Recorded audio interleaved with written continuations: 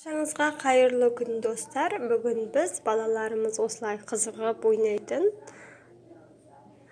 аквариумды баклажкадан жасап беретін боламыз. Ол үшін ең алдымен менің каналыма тіркеліп қоюды ұмытпаңыздар.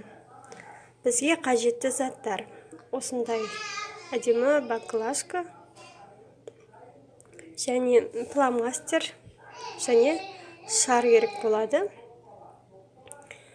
Осындай 5 литрлік баклажкадан болмаса, жарты литрлік осындай баклажкадан жасасаңыздар болады. Мен ең алдымен шардың ішіне су құятын боламыз. Томпайтып, кішкене балықтың көлемін шығарып, суды құйып, аузын мықтап байлайтын боламыз. Енді фломастердің көмегімен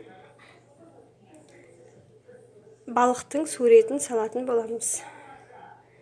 Бұл жерде ескеретін жайт, суретті ручкамен салуларыңыз қажет екен, өйткені фломастер суға батқан соң өшіріліп қалады екен.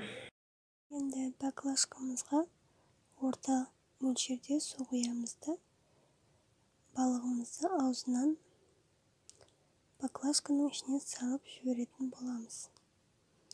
Қорықпай бар күштеріңізбен салсаңыздар болады. Ішінде су болған соң жарылып кетпейді. Менде кішкентай баклажка болғандықтан осындай бір шарды ғана салдым. Сіздер үлкен баклажка болса 2-3 шарды салсаңыздар болады.